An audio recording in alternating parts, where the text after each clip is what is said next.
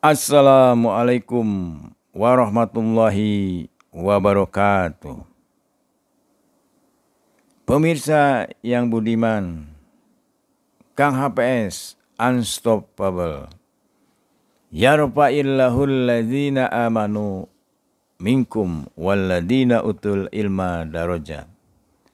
Allah niscaya akan mengangkat orang-orang yang beriman di antaramu dan orang-orang yang diberi ilmu beberapa derajat.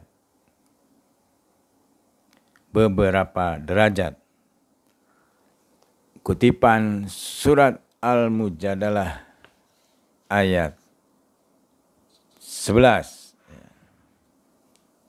Kali ini kita bertema Islamisasi ilmu pengetahuan. Pemirsa sadulur salembur. Penyebutan Islamisasi ilmu pengetahuan sebagaimana dikemukakan Profesor Dr. Dawam Raharjo biasanya terkait dengan nama Ismail Faruqi, seorang sarjana kelahiran Palestina yang kini bermukim di Amerika Serikat. Ia dianggap sebagai pencetus utama gagasan ini yang diikuti dengan pendirian lembaga penelitian internasional Institute of Islamic Thought atau lebih dikenal dengan IIT yang berkantor pusatnya di Philadelphia tapi kemudian pindah ke Herndon, Virginia atau 1 jam perjalanan dari Washington DC. Pemirsa SBM, sukses, bahagia, dan mulia. Abu Dinata mengatakan bahwa fenomena Islamisasi ilmu pengetahuan dapat dilihat dengan sebab-sebab berikut. Yang pertama, kehidupan modern yang ditandai dengan kemajuan ilmu pengetahuan dan teknologi diakui telah memberikan kemudahan bagi kehidupan manusia dalam berbagai bidang. Namun bersamaan dengan itu, kemajuan ilmu pengetahuan dan teknologi tersebut telah menimbulkan berbagai dampak negatif berupa timbulnya persaingan gaya hidup yang menghalalkan segala cara. Umat manusia merasakan ada sesuatu yang hilang di dalam dirinya, yaitu pegangan hidup yang bersumber dari nilai-nilai universal dan absolut yang berasal dari penciptanya, yaitu Allah Subhanahu wa Ta'ala. Di tengah kehidupan yang penuh dengan dinamika dan persaingan ini, ia tampak sendirian, tidak punya pegangan hidup dan rapuh. Dalam keadaan yang demikian itu, maka manusia membutuhkan agama. Inilah salah satu alasan manusia kembali kepada agama. Pemirsa sadulur salembur. Yang kedua, ilmu pengetahuan dan teknologi saat ini sudah masuk ke dalam seluruh sistem kehidupan dengan berbagai variasinya. Namun ilmu pengetahuan dan teknologi tidak mengetahui tujuan apa yang harus dicapainya. Maka agamalah yang memberitahu tentang tujuan yang harus dicapai oleh ilmu pengetahuan. Einstein pernah mengingatkan bahwa ilmu pengetahuan tanpa agama adalah buta. Pemirsa sadulur salembur, Yang ketiga, alasannya adalah Islamisasi ilmu pengetahuan juga terjadi sebagai respon terhadap ilmu pengetahuan dan teknologi yang berasal dari Barat dengan sifat dan karakternya yang sekuler, materialistik, dan ateis.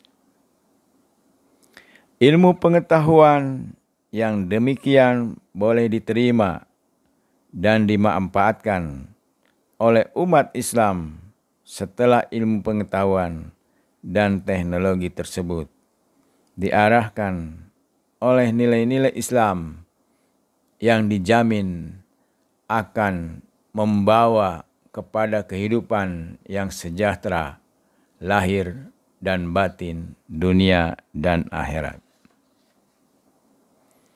Pemirsa sadulur salembur, alasan yang keempat, Islamisasi ilmu pengetahuan adalah Islamisasi ilmu pengetahuan menjadi salah satu tumpuan umat manusia dalam menyelamatkan kehidupannya dari bencana kehancuran. Islam sebagai sistem nilai yang teruji keampuhannya dalam sejarah mulai dipertimbangkan kembali untuk dijadikan sebagai salah satu alternatif untuk memecahkan berbagai masalah yang dihadapi oleh manusia. Pemirsa sadulur salembur, alasan yang kelima adalah bahwa Islamisasi ilmu pengetahuan juga dapat dilakukan dengan cara melakukan integrasi antara dua paradigma agama dan ilmu yang seolah-olah memperlihatkan perbedaan. Ilmu dikatakan sebagai relatif, spekulatif, dan tak pasti, sedangkan agama dianggap absolut, transenden, dan pasti. Toto Suryana dan kawan-kawan mengatakan bahwa akal menjadi faktor utama yang melahirkan pengetahuan, baik yang dilahirkan dalam diri manusia itu sendiri maupun pengetahuan yang datang dari Tuhan. Al-Ghazali mengklasifikasikan ilmu dalam 4 sistem sebagai berikut. 1. Pembagian ilmu atas dasar teoritis dan praktis. Ilmu teoritis adalah ilmu yang diketahui sebagaimana adanya. Sedangkan ilmu praktis adalah tindakan-tindakan manusia yang bertujuan mencari aktivitas kondisi manusia untuk kesejahteraan di dunia dan di akhirat. Pemirsa yang budiman, sadulur salembur. Yang kedua, pembagian atas dasar yang dihadirkan dan dicapai. Pembagian ini didasarkan atas perbedaan paling mendasar berkenaan dengan cara-cara mengetahui. Pengetahuan yang dihadirkan bersifat langsung, serta-merta, suprarasional, intuitif, dan kontemplatif. Ilmu semacam ini disebut pula ilmu laduni, pengetahuan dari yang tinggi, dan ilmu mukasyafah, pengetahuan menangkap misteri ilahi. Pengetahuan yang dicapai atau pengetahuan perolehan yang bersifat tidak langsung, rasional, logis, dan diskursif. Pengetahuan yang dihadirkan lebih unggul daripada pengetahuan yang dicapai karena terbatas dari kesalahan atau keraguan. Pengetahuan kategori ini juga memberikan kepastian tertinggi mengenai kebenaran-kebenaran spiritual.